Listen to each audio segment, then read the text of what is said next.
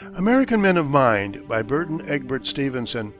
Chapter 4, Painters, Part 1.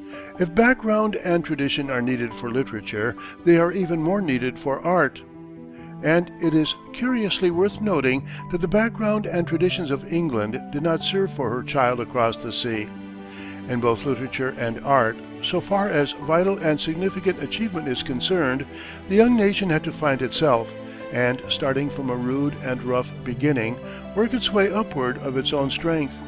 Perhaps in that all of real importance in both literature and art, which she can boast has been produced within the past 90 years, little more than the 60 years and 10 which the psalmist assigned as the span of a single life. We do not mean to say that European influence is not plainly to be traced in both our art and literature. There is a family resemblance, so to speak, as between a child and its parents, and yet the child has an individuality of its own. In literature, Cooper, Poe, Hawthorne, Longfellow, Whitman are distinctively American, and as we shall find, so are our masters of painting and sculpture. American art begins with John Singleton Copley. There had been daubers before him, as there were after, but Copley was the first man born in America who produced paintings which the world still contemplates with pleasure. Copley was born in Boston in 1737, his father dying shortly afterwards, and his mother supporting herself by keeping a tobacco shop.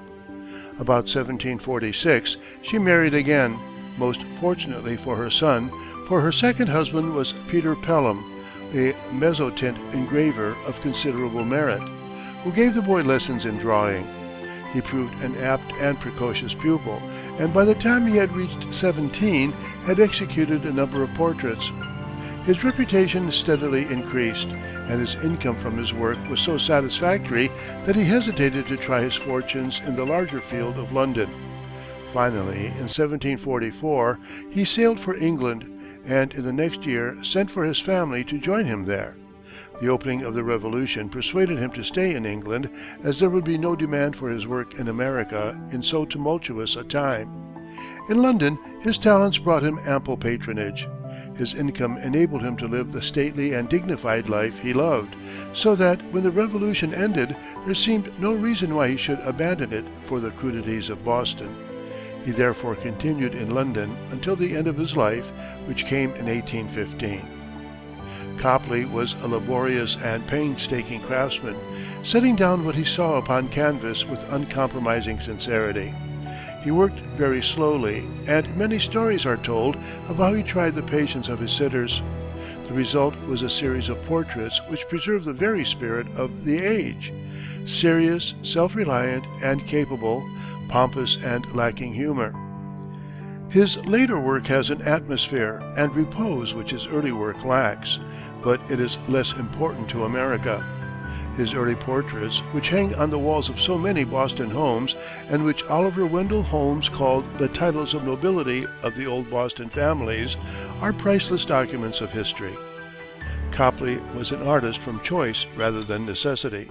He followed painting because it assured him a good livelihood, and he was a patient and painstaking craftsman.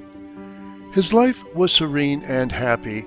He was without the tribulations, as he seems to have been without the enthusiasms of the great artist. Not so with his most famous contemporary, Benjamin West, whose life was filled to overflowing with the contrast and picturesqueness which Copley's lacked. West was born in 1738 at a little Pennsylvania frontier settlement. His parents were Quakers, and to the rigor and simplicity of frontier life were added those of that sect.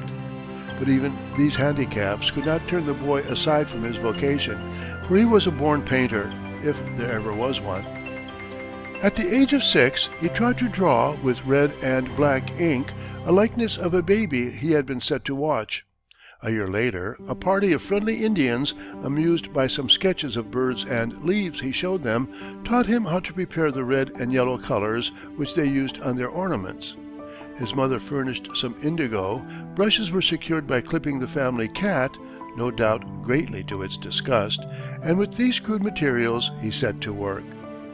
His success won him the present of a box of paints from a relative in Philadelphia.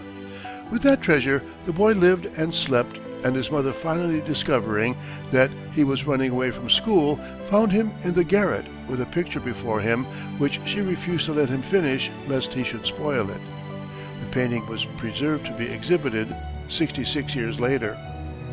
The boy's talent was so evident and his determination to be a painter so fixed that his parents finally overcame their scruples against an occupation which they considered vain and useless and sent him to Philadelphia. There he lived as frugally as possible, saving his money for a trip to Italy, and finally, at the age of 22, set sail for Europe. His success there was immediate.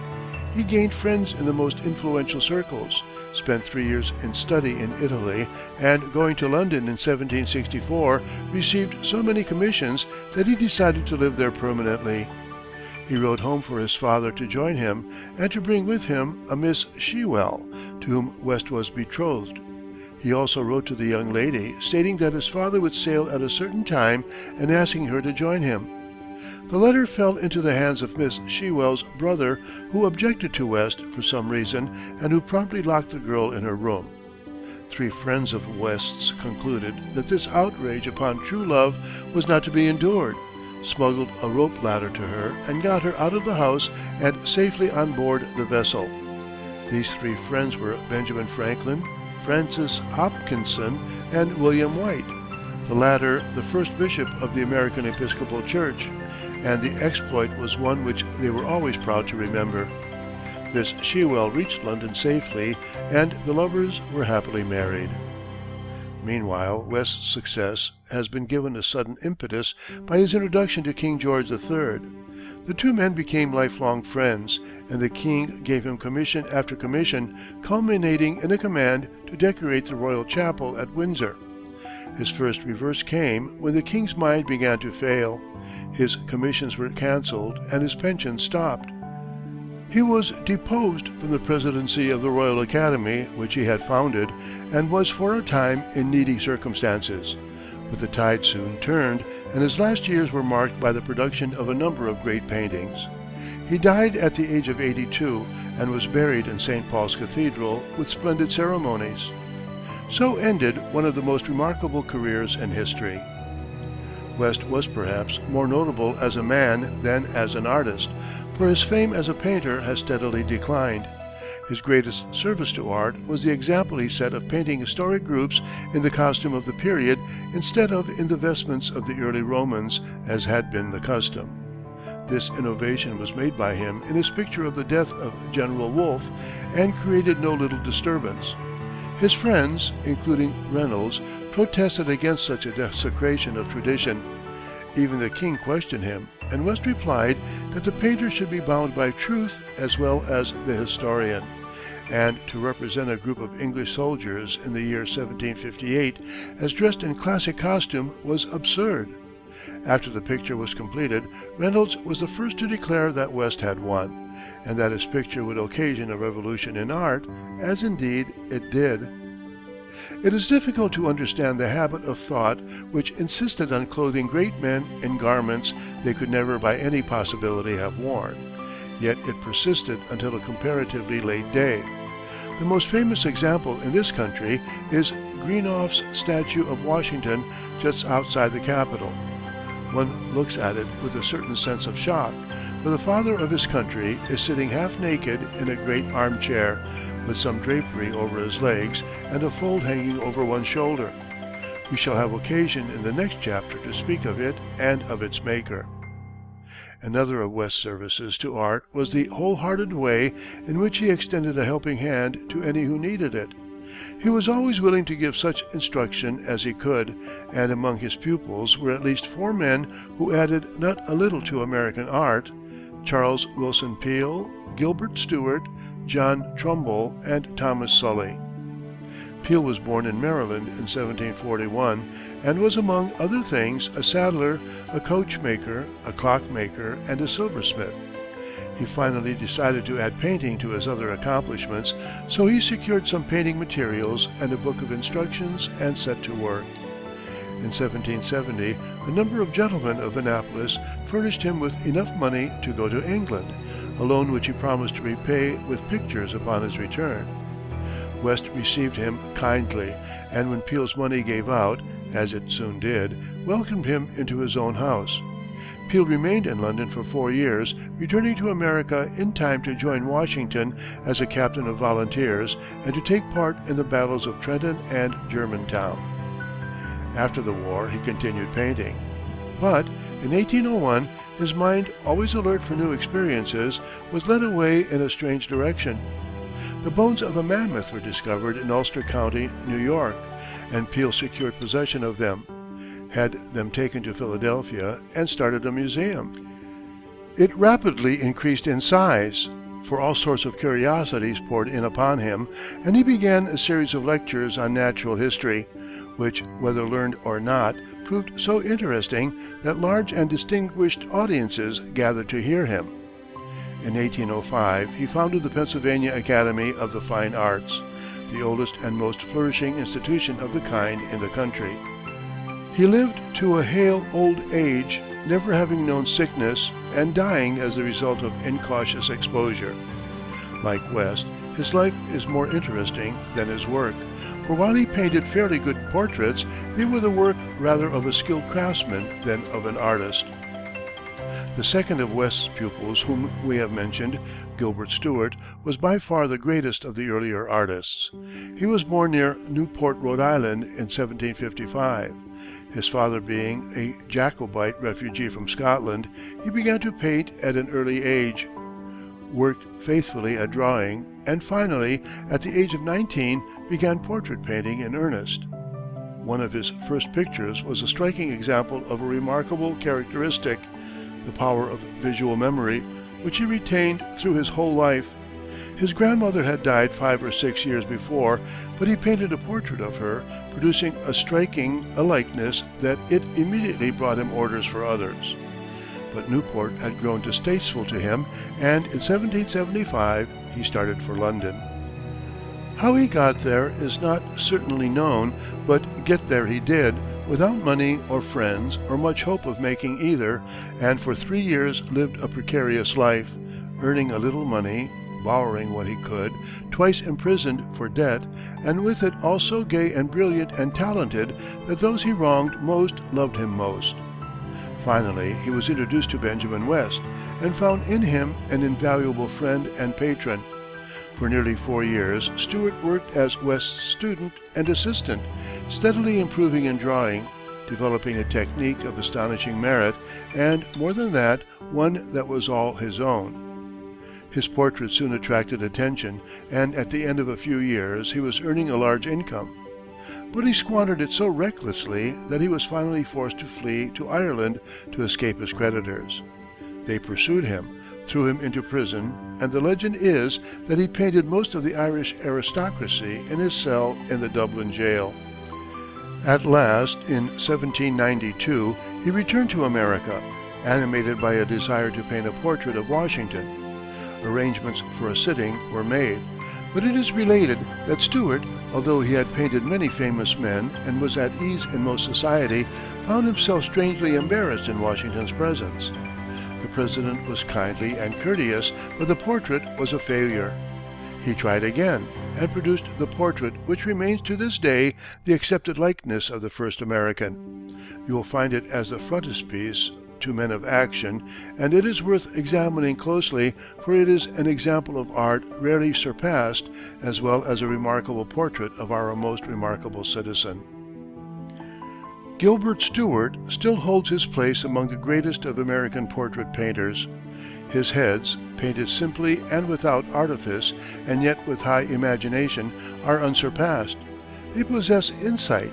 They accomplish that greatest of all tasks, the delineation of character.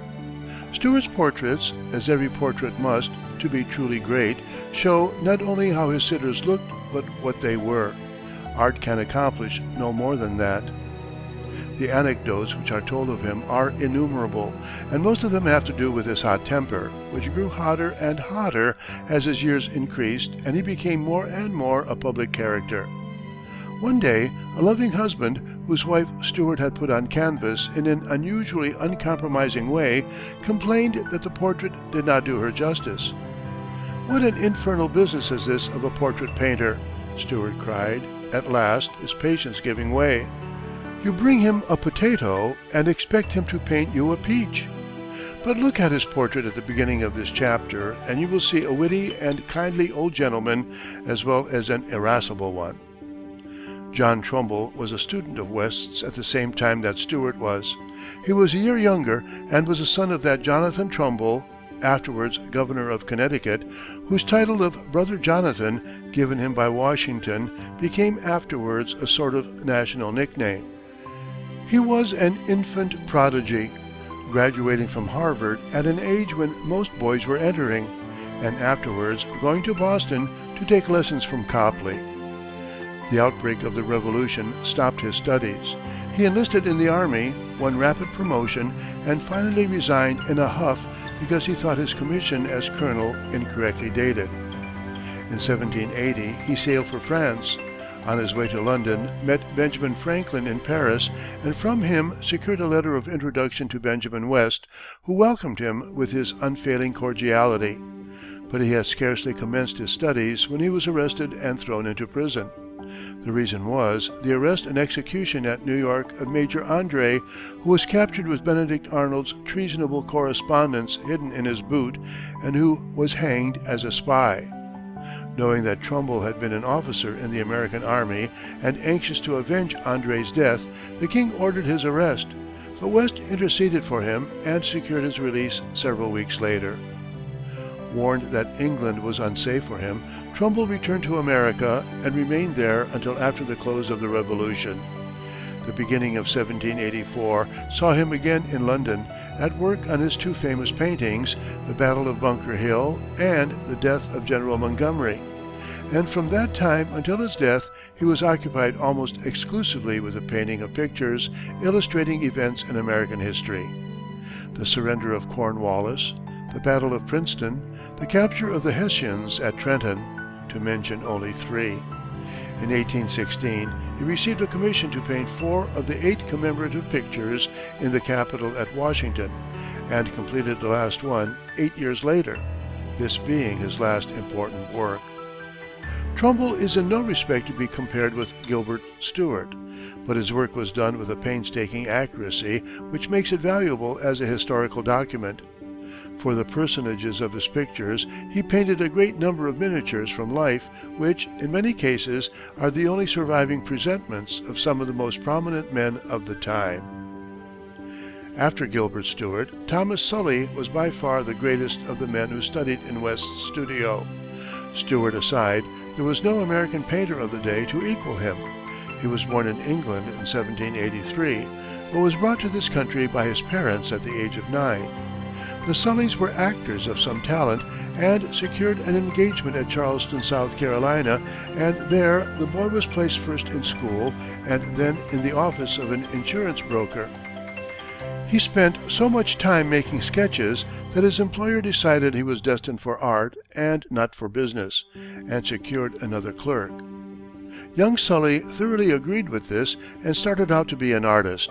He had no money, nor means of earning any, but he managed to secure some desultory instruction, and this, added to his native talent, enabled him to begin to paint portraits for which uncritical persons were willing to pay. But it was a hard road, and none was more conscious of his deficiency than himself. He knew that he needed training, and finally started for England with a purse of $400 in his pocket, which had been subscribed by friends who were each to be repaid by a copy of an old master. Arrived at London, Sully at once got himself introduced to Benjamin West, who received him like a father, admitted him to his studio, and aided him in many ways.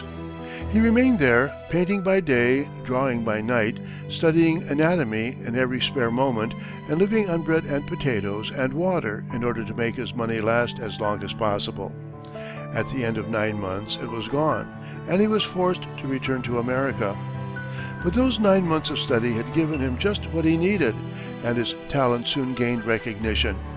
Orders poured in upon him at good prices, and though his prosperity afterwards dwindled somewhat, he never again experienced the pangs of poverty. He made Philadelphia his home, and for nearly half a century occupied a house on Chestnut Street which had been built for him by Stephen Girard. His work is in every way worthy of respect, firm and serious, and rich with a warm and mellow color. Benjamin West had many other pupils. Indeed, his studio was a sort of incubator for American artists, but none of them won any permanent fame. One, Washington Allston, achieved considerable contemporary reputation, but it seems to have resulted more from his own winning personality than from his work. He possessed a charm which fairly dazzled all who met him, notably Coleridge and Washington Irving.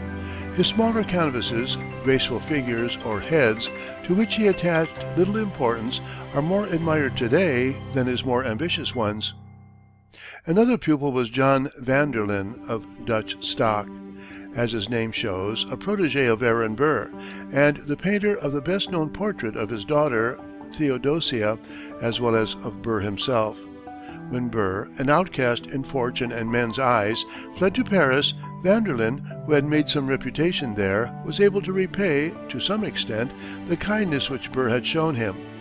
His work shows care and serious thought, but his last years were embittered by the indifference of the public, and he died in want. That versatile genius and hale old man, Charles Willson Peale, to whom we have already referred, had many children, and he christened them with most distinguished names, so that in the end he could boast himself the father of Raphael, Rembrandt, Rubens, and Titian. Alas, that the name does not make the man. Only one of them, Rembrandt, achieved any distinction in art, and that but a faint and far-off reflection of the master whose name he bore. Like his father, he was interested in many things besides his art. He conducted a museum at Baltimore, introduced illuminating gas there, wrote voluminous memoirs, and, living until 1860, became a sort of dean of the profession. An example of his work will be found in Men of Action, the likeness of Thomas Jefferson given there being a reproduction from a portrait painted by him. His portraits are not held in high estimation at the present day, for, while correct enough in drawing, they show little insight. We have come to demand something more than mechanical skill, and that something more, which makes the artist and divides him from the artisan, is exactly what Rembrandt Peale did not possess. It is interesting, too, to note that one of the most promising painters of the time was S.F.B. Morse. In the Yale School of Fine Arts hangs a portrait of Mrs. de Forest, and in the New York City Hall one of Lafayette, both of them from his brush, and both not unworthy the best traditions of American art. But a chance conversation about electricity turned his thoughts in that direction, and he abandoned painting for invention, the result being the electric telegraph. We shall speak of him further in the chapter on inventors. The passing of Washington Allston and his group marked the end of Benjamin West's influence, and, in a way, of English influence on American painting.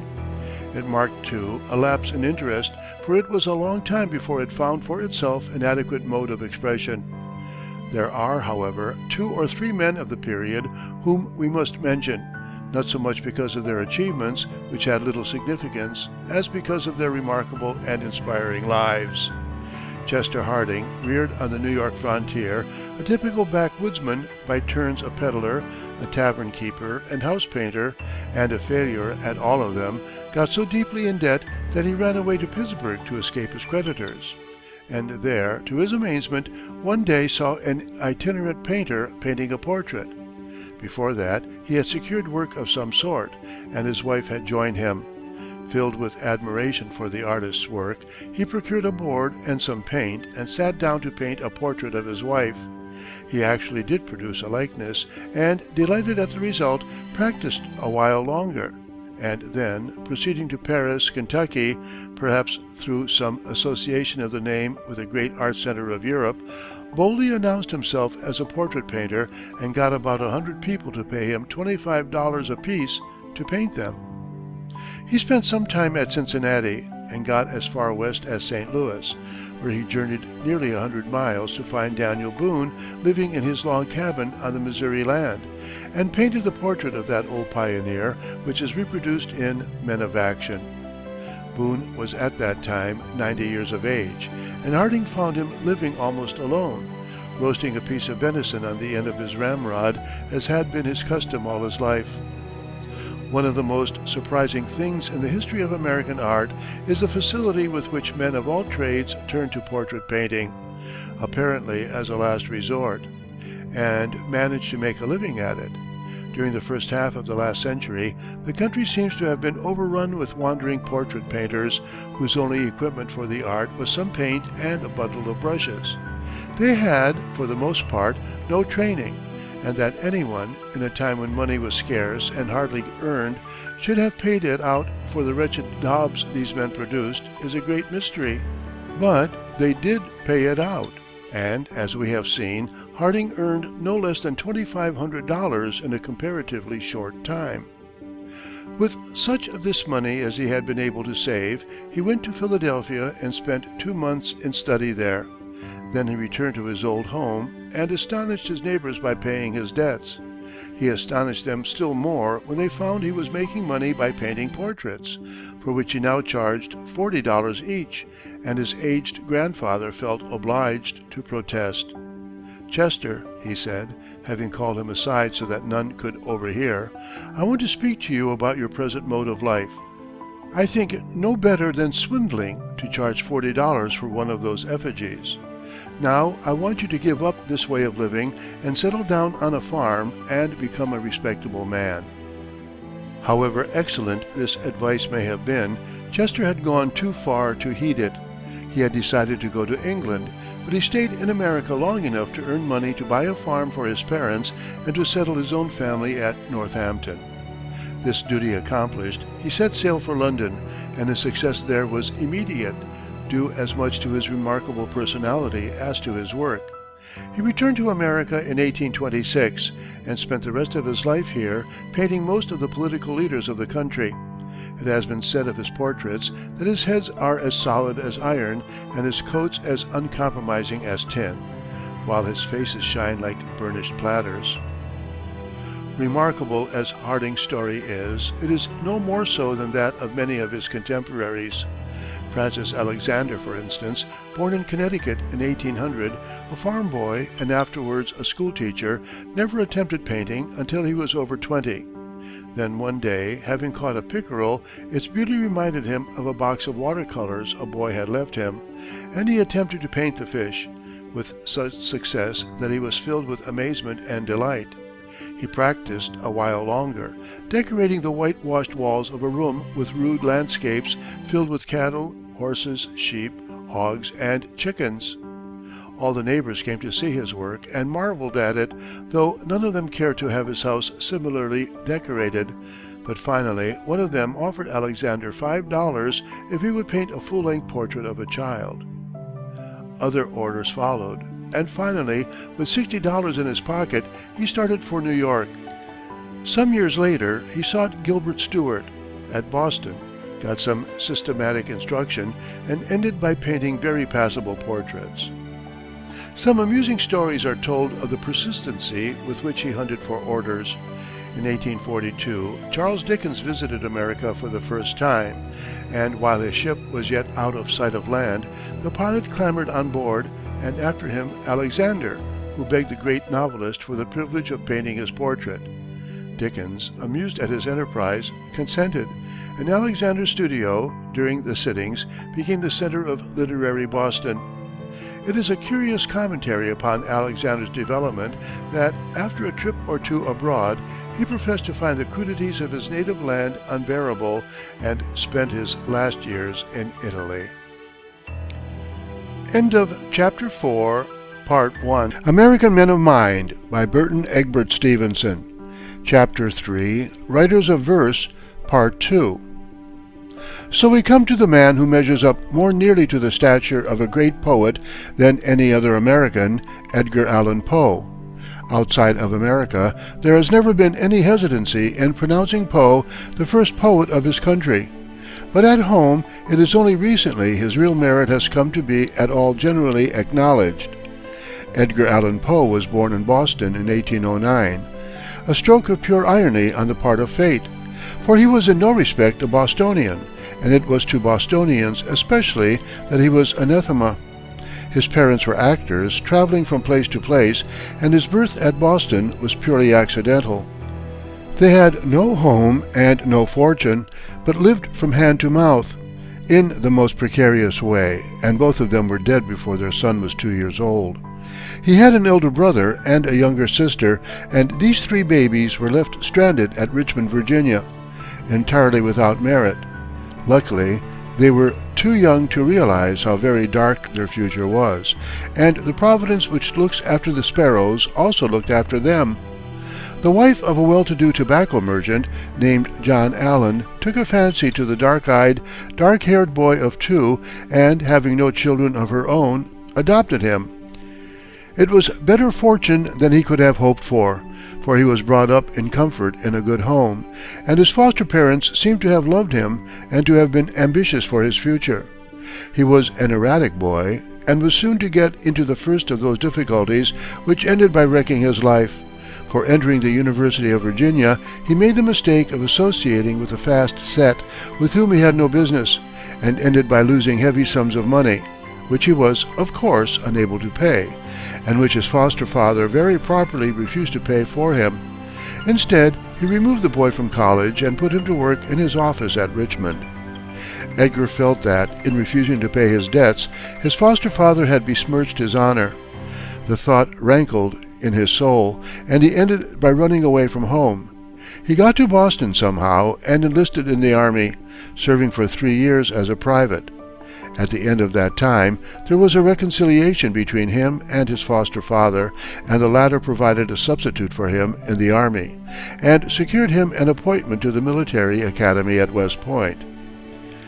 Why Poe should have felt that he was fitted for army life is difficult to understand, since he had always been impatient of discipline, but to West Point he went, and very promptly got into trouble there, which culminated at the end of the year in court-martial and dismissal. He knew that his foster father's patience was exhausted, and that he could expect nothing more from him, and he soon proved himself incapable of self-support. He drifted from New York to Baltimore, often without knowing where his next meal was coming from, and finally, at Baltimore, his father's widowed sister gave him a home, and he soon married her fragile daughter, Virginia Clem. But he had long been a prey to intemperance, and his habits in consequence were so irregular that he was unable to retain any permanent position. The truth seems to be that Poe was of a temperament so intensely nervous and sensitive that the smallest amount of alcoholic stimulant excited him beyond control, and he lacked the willpower to leave it alone altogether, which was his only chance of safety. Yet he had gained a certain reputation with discerning people by the publication of a few poems of surprising merit, as well as a number of tales as remarkable and compelling as have ever been written in any language. That is a broad statement, and yet it is literally true. Not only is Poe America's greatest poet, but he is still more decidedly her greatest short story writer. So much the greatest that, with the exception of Nathaniel Hawthorne, she has never produced another to rival him. If further testimony to his genius were needed, it might be found in the fact that he was still unable to make a living with his pen, and was forced to see his wife growing daily weaker without the means to provide her proper nourishment. His sufferings were frightful. He was compelled to bend his pride to an appeal for public charity, and the death of his wife wrecked such moral self-control as he had remaining. The rest is soon told. There was a rapid deterioration, and on October 3, 1849, he was found unconscious in a saloon at Baltimore, where an election had been in progress, and where Poe had been made drunk and then used as an illegal voter. He was taken to a hospital, treated for delirium tremens, and died 3 days later, a miserable outcast, at an age where he should have been at the very zenith of his powers. The pages of the world's history show no death more pathetically tragic. Such a death naturally offended right-thinking people. Especially did it offend the New England conscience, which has never been able to divorce art from morals, and as the literary dominance of New England was at that time absolute, Poe was buried under a mass of uncharitable criticism. It should not be forgotten that he had struck the poisoned barb of his satire deep into many a New England sage, and it was perhaps only human nature to strike back. So it came to pass that Poe was pointed out not as a man of genius, but as a horrible example and degrading influence to be sedulously avoided. With foreign readers, all that counted for nothing. They were concerned not with the life of the man, but with the work of the artist, and they found that work consummately good. They were charmed and thrilled by the haunting melody of his verse and the weird horror of his tales. In his own country, recognition of his genius had grown rapidly of recent years. Within his own sphere, he is unquestionably the greatest artist America can boast. He climbed Parnassus higher than any of his countrymen, and if he did not quite attain a seat among the immortals, he at least caught some portion of their radiance. After Poe, the man whom foreign critics consider America's most representative poet is another who has been without honor in his own country, and almost whom, even yet, there is the widest difference of opinion, Walt Whitman. Whitman was ostracized for many years, not because of his life, which was regular and admirable enough, but because of his verse, which is exceedingly irregular in more than one respect. Whitman was by birth and training a man of the people. His father was a carpenter, and after receiving a common school education, the boy entered a printer's office at the age of 13.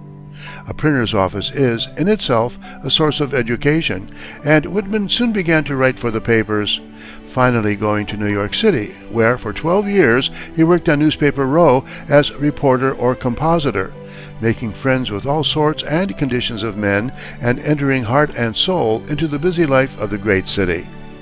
The people, the seething masses on the streets, had a compelling fascination for him. Tiring of New York, at last, he started on a tramp trip to the Southwest, worked in New Orleans and other towns, swung around through the Northwest, and so back to Brooklyn, where he became, strangely enough, a contractor, a builder and seller of houses. He had been reading a great deal all these years, but as yet had given no indication of what was to be his literary life work. And yet, fermenting inside the man and at last demanding expression was a strange new philosophy of democracy, all tolerant, holding the individual to be of the first importance, male and female equal, the body to be revered no less than the soul. For the promulgation of this philosophy, some worthy literary form was needed. Poetry, since that was the noblest form, but poetry stripped of convention and stock phrases, as fluent and free as the people and the land and the great system of democracy which it was to celebrate. With some such idea as this, not outlined in words, not perhaps very clearly understood even by himself, Whitman set to work, and the result was the now famous Leaves of Grass, a collection of 12 poems printed by the author in Brooklyn in 1855. Like most other philosophies and prophecies, it fell on heedless ears.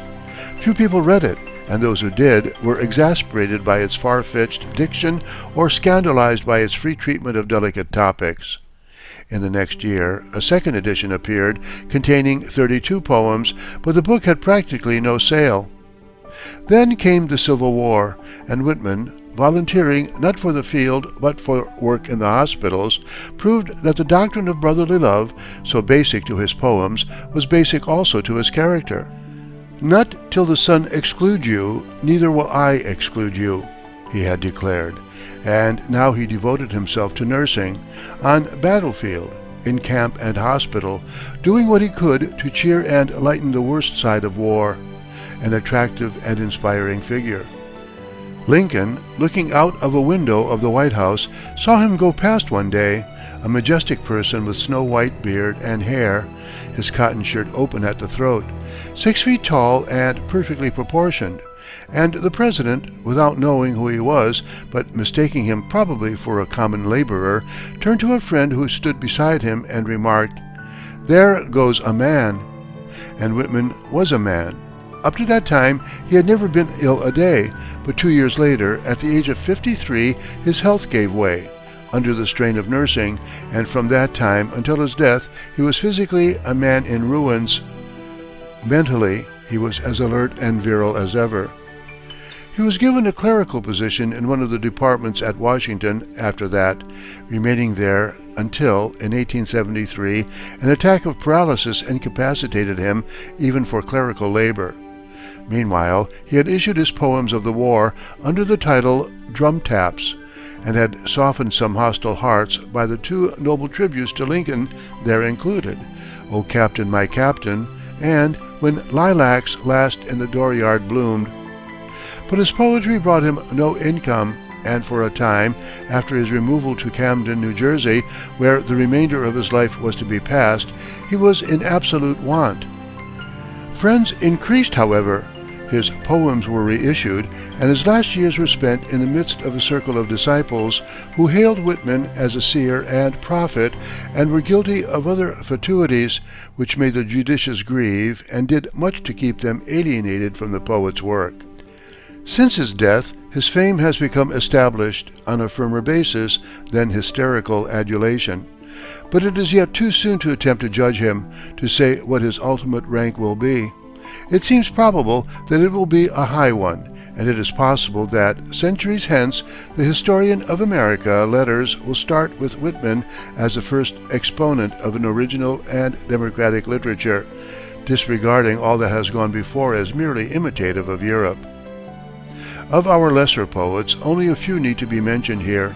Bayard Taylor, born in Pennsylvania in 1825, of Quaker stock and reared in the tenets of that sect, at one time loomed large in American letters, but it is doubtful whether anything of his has the quality of permanency. His personality was a picturesque and fascinating one, and his life interesting and romantic. A poor boy, burning with the itch to write, and especially to travel, at the age of 19, making his way to England and from there to Germany, spending 2 years in Europe, enduring hardships, living with the common people, and finally returning home to find that his letters to the newspapers had been read with interest and had won a considerable audience. These were the first steps in his struggle for recognition. He collected his letters into a book called Views Afoot, which at once became widely popular, and his reputation was made. But it was a reputation as a reporter and traveler, and Taylor, much as he despised it, was never able to get away from it. He became, perforce, a sort of official traveler for the American people, journeyed in California, in the Orient, in Russia, Lapland, in most of the out-of-the-way corners of the world, and his books of travel were uniformly interesting and successful. They do not attract today, not as Park Benjamin put it, because Taylor traveled more and saw less than any other man who ever lived, but because they lack the charm of style, depth of thought, and keenness of observation which the present generation has come to expect. During all this time, Taylor was struggling with pathetic earnestness for recognition as a novelist and poet, but with poor measure of success. His novels were crude and amateurish, and have long since become negligible, but his verse is somewhat more important.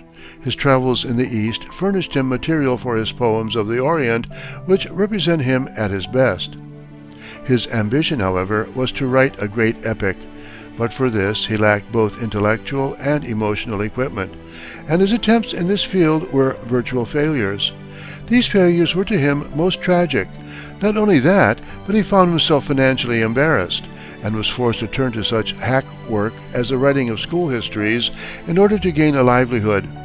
But his friends, of whom he had always a wide circle, secured him the mission to Germany, and he entered on his duties in high spirits, only to die suddenly one morning while sitting in his library at Berlin.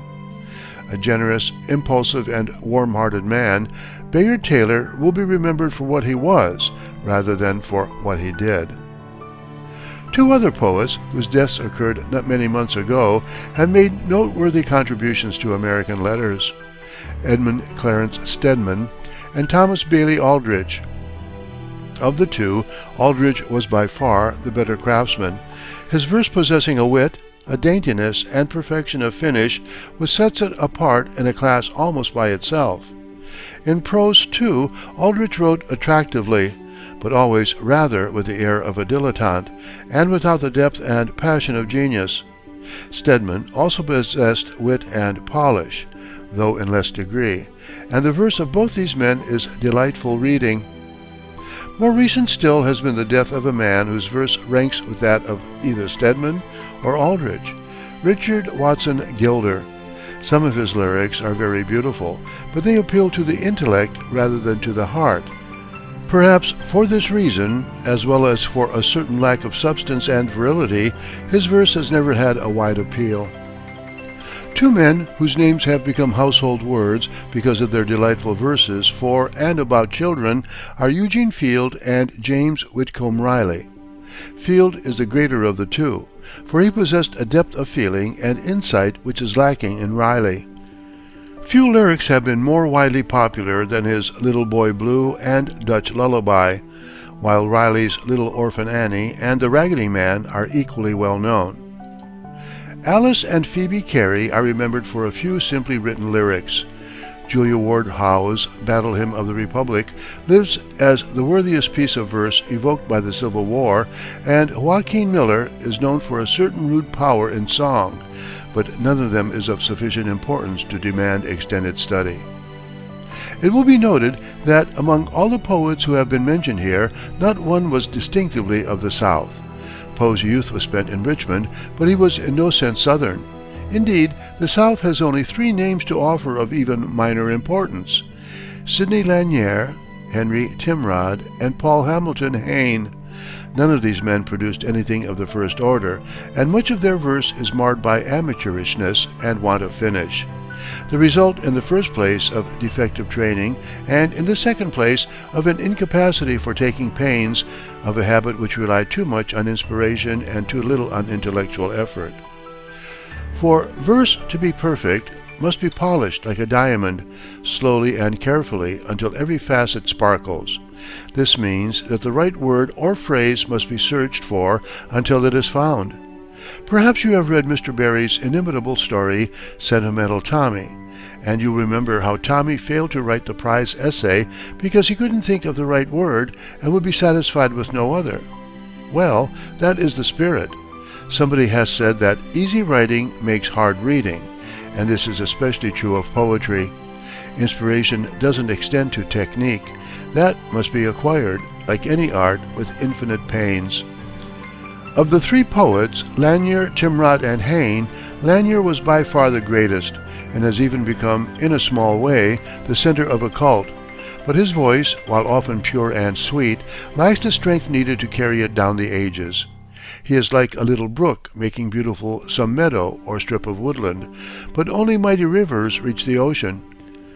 Lanier is memorable not so much for his work as for the gallant fight he made against the consumption which he contracted as a result of exposure in the Confederate Army during the Civil War. The war also played a disastrous part in the lives of both Hayne and Timrod, for it impoverished both of them and did much to hasten the latter's death. Timrod, too, rose occasionally to noble utterance, but his voice is fainter and his talent more slender than Lanier's. His life was a painful one, marred by poverty and disease, and he died at the age of 38. Hayne's work is even less important, for he did not, like Timrod and Lanier, touch an occasional height of inspired utterance. His name is cherished in his native state of South Carolina and in Georgia, where his last years were spent, but his poems are little read elsewhere. Timrod and Hayne were both born in Charleston, South Carolina, as was a third poet and novelist who, in his day, loomed far larger than either of them, but who is now almost forgotten, except by students of American literature, William Gilmore Simms. Few American writers have produced so much: 18 volumes of verse, 3 dramas, 35 novels, and volumes of short stories, and about as many more books of history, biography, and miscellany, and none, of like prominence in his day, has dropped more completely out of sight. In common with the other Southern writers we have mentioned, Sims lacked self-restraint and the power of self-criticism. Genius has been defined as the capacity for taking pains, and perhaps it is because Southern writers have lacked this capacity that none of them has proved to be a genius. Elbert Hubbard says that Sims courted oblivion and won her by returning to the South after having achieved some success in the North. But it is doubtful if this had anything to do with it. The truth is that Sims' work has lost its appeal because of its inherent defects, and there is no chance that its popularity will ever be regained. And yet, while his verse is negligible, although he always thought himself a greater poet than novelist, some of his tales of the Carolinas and the Southwest possess a rude power and interest deserving of a better fate. Certainly, Sims seems to have been the best imaginative writer the antebellum South produced. American imaginative literature today resembles a lofty plateau rather than a mountain range. It shows a high level of achievement, but no mighty peaks. Novelists and poets alike have learned how to use their tools. They work with conviction, but in clay rather than in marble. In other words, they work without what we call inspiration. They have talent, but not genius. This is perhaps partly the fault of the age, which has come to place so high a value upon literary form that the quality of the material is often lost sight of. Let us hope that some day a genius will arise who will be great enough to disregard form and to strike out his own path across the domain of letters. Meanwhile, it is safe to advise boys and girls to spend their time over the old things rather than over the new ones.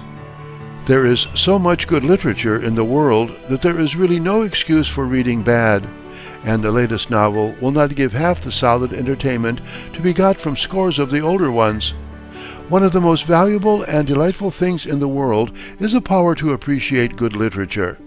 To have worthy friends on the shelf, in the shape of great books, is to insure oneself against loneliness and ennui. End of Chapter 3, Part 2. Recording by American Men of Mind by Burton Egbert Stevenson. Chapter 4, Painters, Part 2. A third self-made artist was John Nagle, whose portrait of Gilbert Stuart, which heads this chapter, is the best that exists. Nagle was apprenticed when a boy to a coach painter and soon was spending his spare time practicing a more ambitious branch of the painting profession. As soon as he was through his apprenticeship, he set up as a portrait painter and traveled over the mountains to Lexington, Kentucky, hoping to fare as well as Harding had. But he found the field already preempted by two other painters, one of whom, Matthew Jouet, was an artist of considerable skill. Nagle had a hard time getting back home again, but he finally reached Philadelphia and spent most of the remainder of his life there. Practice and study gave him a certain skill. He visited Boston and had the advantage of some instruction from Gilbert Stuart, but his work remained to the end inferior to either Harding's or Alexander's. Henry Inman had a more varied talent than any of these men, for besides portraits he painted genre scenes and landscapes and excelled in all of them. At the age of 14, he had been apprenticed to a painter by the name of John Wesley Jarvis, a picturesque character, better remembered by his anecdotes than by his work, and when his apprenticeship was over, he began painting on his own account in New York and afterwards in Philadelphia. For a time, his popularity was very great and his income large, but reverses came. Ill health followed, and he died in poverty at the age of 45. It is worth noting that up to this time, practically no landscapes had been produced by American artists. A few of them had tried their hands at landscape work, but soon abandoned it for the more profitable field of portraiture. The first of the American school of landscapists may be fairly said to be Asher Brown Durand. Durand was the eighth of 11 children, and his father, who managed a small farm on the slope of Orange Mountain in New Jersey, was renowned throughout the neighborhood for his mechanical ingenuity. Much of this ingenuity his son inherited, and his first artistic effort was an attempt to reproduce the woodcuts in his school books by engraving them on little plates which he had beaten out of copper cents. This led to his being apprenticed to an engraver, and after his apprenticeship was over, he devoted 3 years to engraving the plate of Trumbull's signing of the Declaration of Independence. The work was excellently done and established Durand's reputation. But he was not satisfied with his engraving and soon abandoned it for the more creative work of painting. He tried his hand first at portraiture, in which he had considerable success, but he turned more and more to landscape work as the years went on. He practiced it continuously until his 83rd year. Then he laid down his brush forever, saying, "My hand will no longer do my bidding," and the remaining 7 years of his life were passed peacefully on the farm where he was born. Durand's work is marked throughout by sincerity and skill, if not by genius. His portraits were in a style especially his own, thorough in workmanship, delicately modeled, and strongly painted. His landscapes, too, are his own, clearly and definitely finished, and with a bewitching silvery gray tone which could have come only by painting direct from his subject in the open air, a practice exceptional at the time. His pictures are not compositions in the artistic sense of the term. That is, he did not combine detail into a balanced whole. They are rather studies or sketches from nature, with a central point of interest. But the work is done so truly and with such patience and enthusiasm that it deserves the sincerest admiration. Joined with Durand as the earliest of the landscapists is Thomas Cole. Cole was born in England and did not come to America until he had reached his 19th year, but he afterwards became so good an American that he declared he would give his left hand to have been identified with America by birth instead of adoption. He found employment in Philadelphia as an engraver. Then, after some practice, he got together a kit of painting materials and started to tramp about the country as a portraitist. He found the woods full of them and competition so fierce that he was unable to make a living. But determining to be an artist at any cost, he returned to Philadelphia and passed a fearful winter there, living on bread and water, half frozen by the cold, with only a cloth table cover for overcoat and bed, and suffering tortures from inflammatory rheumatism. A second trying winter followed, but in the spring of 1825 he removed to New York, and his privations were at an end. For in those years of suffering he had developed a delicate art as a landscapist, and he found a ready sale for his pictures. At first at low prices, it is true, but his fame spread rapidly, and he was able, in 1829, to go abroad and spend 3 years in Italy and England. He lived only to the age of 47, his last years being passed principally in his studio in the Catskills, where some of his most famous pictures were painted. Cole was widely known for many years for the various series of moral and didactic pictures which he was fond of painting. Perhaps the most famous of these was his Voyage of Life, showing infancy, youth, manhood, and old age floating down the stream of time. The taste of the period approved them, and they were especially popular for schoolrooms, lecture halls, and other places where youth would have a chance to gaze upon and gather edification from them. It has since come to be recognized that the proper way to tell a story is by words and not by pictures, and The Voyage of Life and Course of Empire and The Cross and the World have, for the most part, been relegated to the attic. Durand and Cole were the founders of the famous Hudson River, or White Mountain School, which loomed so large in American art half a century ago. Its members, now rather regarded in the light of primitives, gloried in the views of the Hudson, especially as seen from the Catskills, and journeyed into the wilds of the Rockies and the Yellowstone in search of sublime subjects, too sublime to be transferred to canvas. They loved nature, loved to copy her minutely and literally, loved to live in her hills and woods. Some of them came afterwards to see that, after all, this was not art, or only one of her lower forms, that to achieve a great result a picture must express an idea. Cole had a pupil and disciple who did some admirable work in Frederick Edwin Church. Church was born in 1826 and lived with Cole in his house in the Catskills until the latter's death. He then established himself in New York and proceeded to visit the four corners of the earth in search for grandiose scenes. For he made the mistake of thinking that the greatness of a landscape lay in its subject rather than in its execution. So he painted views of the Andes and Niagara and Cotopaxi and Chimborazo and the Parthenon, throwing in rainbows and sunsets and mists for good measure. These pictures were welcomed with the wildest enthusiasm, just as Clark Mill's statue of General Jackson had been 15 years before. Strange to say, they were not absurd, as that amazing figure is, but were really fine examples of clever handling and of a true, if untrained, feeling. Two men attempted to duplicate Church's success, but with very indifferent results. They were Albert Bierstadt and Thomas Moran. The former sought the Rocky Mountains for his subjects, the latter the Yosemite and the Yellowstone, but neither of them succeeded in transferring to canvas more than a pale and unconvincing presentment of the wonders of those regions.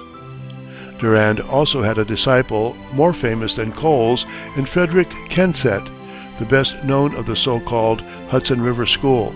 He was a close follower of Durand in believing that nature should be literally rendered, but he missed the truth of the older man by working in his studio from drawings and sketches instead of in the open air, direct from his subject. So he got into the habit of painting all shadows a transparent brown and of making his rocks and trees brilliant by touching in highlights where he thought they ought to be instead of where they actually should have been. He surpassed Durand, however, in his range of subject, for all hours and seasons had their charm for him, while Durand was really at home only in the full light of a summer day. On this foundation, a loftier structure was soon built, and the builders were George Inness, Alexander Wyant, and Homer D. Martin. Inness was the oldest of the three, having been born in 1825, and was contemporary with some of the most arbitrary and hidebound of the nature copyists. But he felt the weakness of the method and himself attained a much fuller and completer art.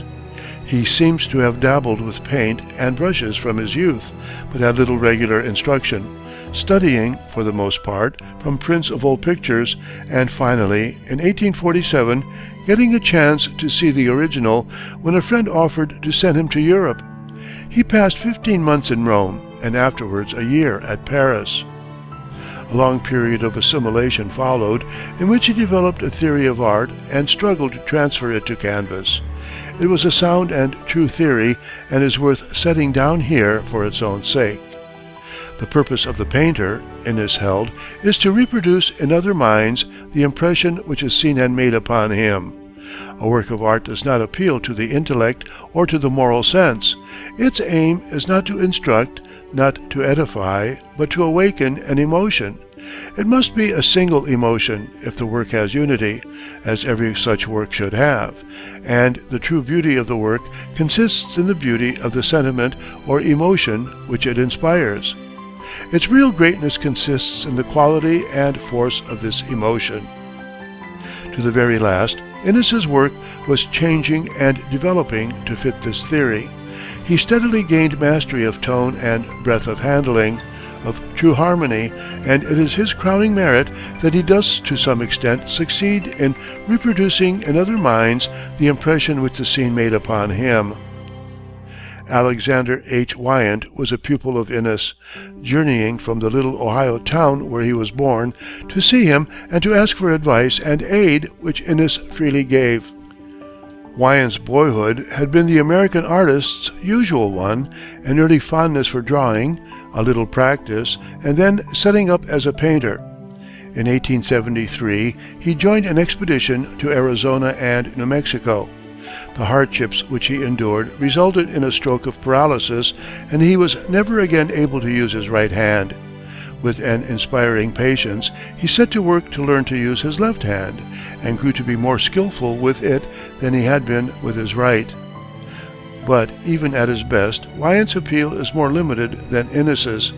He learned to paint a typical picture, a glimpse of rolling country seen between the trunks of tall and slender birches or maples, and was content to paint variations of it over and over. That he sometimes did it superbly cannot be denied, and he possessed a certain delicate refinement, an ability to throw open his pictures the silvery shimmer of summer sunshine in which no other American artist has ever surpassed him. The third, and in some respects the most interesting member of the group, is Homer D. Martin. Born in Albany in 1838, he turned naturally to painting and began to produce pictures after only 2 weeks' instruction. At first, he was a disciple of Kensett with brown shadows and artificial highlights, but study of nature soon cured these mannerisms, and he grew steadily in skill and power until he succeeded in imparting to his pictures the deep, grave, and sobering sentiment which is the keynote of his work. His coast views, with their swirl and almost audible thunder of billow, are considered his crowning achievements. This culmination of the Hudson River School brings us fairly to our own times and to the work of men still living, for the period just preceding and following the Civil War was marked by no new impulse in American art and by no work which demands attention. But in the early 70s, there were a number of Americans studying at home or in Europe who have since won a wide reputation for inspiring achievement. Foremost among these is Elihu Vedder, born in New York City in 1836, and following, in his manhood, the manifest bent of his childish years. He went to Paris before he was of age, and from there to Rome, where he spent 5 years. The 5 succeeding years were spent in America, and finally, in 1866, he settled in Rome and has since made it his home. He represents a revival of the classical quality of Raphael or Michelangelo, though he belongs to no school, and his work has from the very first possessed a distinct originality. He has held to the old simplicity which minimized detail and exalted the subject. General recognition came to him in 1884 when he published his illustrations to the Rubaiyat of Omar Khayyam, the most sympathetic and beautiful pictorial comment which has ever been given any book of poetry. Since then, he has executed much decorative work of a high order, though the mastery in this branch of the art is held by another. That other is John Lafarge, admittedly the greatest mural painter the world has seen in recent years. His life was a fortunate one. His father, an officer of the French Marine, came to this country in 1806, married, and purchased a great plantation in Louisiana, from which he derived a large revenue. His son, born in 1835, grew up in an artistic atmosphere of books and pictures, and was early taught to draw. When, after some study of law, he visited Paris, his father advised him to take up the study of art as an accomplishment, and he entered one of the studios, merely as an amateur, at the same time gaining admittance, through his family connections, to the inner artistic circles of the capital. For some years he studied art, not to become a painter, but because he wished to understand and appreciate great work, and at the end of that time he returned to New York and entered a lawyer's office. But he was ill at ease there, and finally definitely decided upon an artistic career.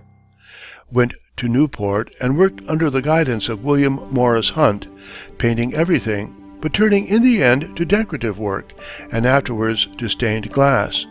In these he has had no equal, and his high achievement, as well as the wide appreciation his work has won, is peculiarly grateful to Americans, since Lafarge's career had been characteristically American. He had little actual study in Europe, and yet possesses certain great traditions of the masters to a degree unequaled by any compatriot. Of his work as a whole it is difficult to speak adequately. Perhaps its most striking characteristic is the thought that is lavished upon it, so that the artist gives us the very spirit of his subjects. In inspiration, in handling, in drawing, and in color, Lafarge stands alone. No man of his generation has equaled him in the power to lift the spectator out of himself and into an enchanted world by the consummate harmony of strong, pure color. This feeling for color culminated in his stained glass work, probably the richest color creations that have ever been fashioned on this earth. In all his varied mass of production, there is nothing that lacks interest and charm. We have referred to Lafarge's study under William Morris Hunt, and we must pause for a moment to speak of the older artist. His artistic career was in some respects an accident, for, developing a tendency to consumption in his late boyhood, his mother took him to Rome and remained there long enough to enable him to imbibe some of the artistic traditions of the Eternal City and to begin work with H.K. Brown, the sculptor. He found the work so congenial that he persuaded his mother to omit the course at Harvard which had been expected of him, and to permit him to devote his life to art. For 5 or 6 years thereafter, he studied at Rome and Paris. Then for 3 years he was with Millet at Barbizon. Finally, in 1855, he returned to America, settling first at Newport and afterwards at Boston. He painted many portraits and figure pieces, and was an active social and artistic influence to the day of his death. As an artist, he lacked training, and remained to the end an amateur of great promise, which was never quite fulfilled. And this brings us to the most eccentric, the most striking, and in some respects the greatest artist of his time, James Abbott McNeill Whistler. Whistler was born at Lowell, Massachusetts in 1834. His grandfather, of an English family long settled in Ireland, had been a member of Burgoyne's invading army, but afterwards joined the American service and, after the close of the Revolution, settled at Lowell. His father was a distinguished engineer and major in the army, and after his death in 1849, it was natural that young Whistler should turn to the army as a career. He entered West Point in 1851, remained there 3 years, and was finally dropped for deficiency in chemistry. There was one study, however, in which he had distinguished himself, and that was drawing, and after his dismissal he went to Paris, where he studied for 2 or 3 years. Then he removed to London, where most of the remainder of his life was spent. His work, striking and original, was at first utterly misunderstood by the public. The most famous piece of hostile criticism to which he was subjected was Ruskin's remark, after looking at The Falling Rocket in 1877, that here was a fellow with the effrontery to charge 100 guineas for flinging a pot of paint in the public's face. Some further years of abuse followed, and then the pendulum swung the other way, and the eccentric artist became a sort of cult. In the end, he won a wide reputation, and before his death was recognized as one of the leading painters of his time. And his reputation was deserved, for his work possesses a rare and delicate beauty, individual to it. His portraits of his mother and of Thomas Carlyle are admirable in their simplicity and quiet dignity. And many of his harmonies, as he liked to call them, are so complete and flawless that they are works of pure delight. Whistler always declared that he had no desire to reproduce external nature, but only beautiful combinations of pattern and tone. What he meant probably was that he sought not external realities, but the spirit which underlies them. That, of course, has been the quest of every great painter. If Whistler was a law unto himself, so in another sense is Winslow Homer, who has worked out for himself an individual point of view and method of expression. Born in Boston in 1836, and early developing a taste for drawing, he entered a lithographer's shop at the age of 19, and 2 years later set up for himself. During the Civil War, he acted as correspondent and artist for Harper's Weekly, and, when peace came, began his paintings with a series of army scenes. After that, he tried his hand at landscape, and finally found his real vocation as a painter of the sea. From the first, his pictures possessed obvious sincerity. More than that, they convince by their absolute veracity, as a reproduction of the thing seen. Seen, be it understood, by the eyes of the artist, and so they have lived and been remembered where more ambitious work would have been forgotten. Again, he chooses his subjects with a fine disregard of what other men have done or decided that it was impossible to do, and painted them in a manner wholly independent and original. No other artist has so conveyed on canvas the weight and buoyancy and enormous force of water. No one else approaches his as an interpreter of the power of the sea. Lineal successor of Innes is Dwight William Tryon. Not that his work resembles the older man's, but because both paint the American landscape with a deep personal feeling and with a superb technique. Tryon has not yet developed into so commanding a figure as Innes, but there is no telling what the future holds for him, for his work seems as full of poetry and emotion as the older man's, with a spirit more delicate and a foundation more firm. The work of Francis D. Millet has attracted wide attention and is also full of promise and inspiration. Millet has the American versatility. He has been a war correspondent, an illustrator, has written travels, criticism, and even fiction, has acted as an expert on old pictures, raised carnations, and even, in time of need, performed surgical operations on wounded soldiers. All of it, not as an amateur, but as a professional asking no odds of anyone. In addition to which he has been a painter, and a painter whose work has shown no sign of haste or distraction. The quiet human side of English life in the 17th and 18th centuries is what has most appealed to him. The country parlors and whitewashed kitchens, peopled with travelers and buxom serving maids, and these groups are unusually attractive and well executed. Allied with Millet in taste and viewpoint, and with a much wider popularity, is Edwin A. Abbey. Beginning his career as an illustrator, he soon reached the front rank in that profession, especially with his illustrations of classic English poems, into whose spirit he has entered so completely that he might better be called their interpreter than their illustrator. From pen and ink work, he progressed naturally to oil, and here too he has achieved some notable triumphs. So notable, indeed, that, though American, he was chosen by the English government to paint the official picture of the coronation of King Edward VII.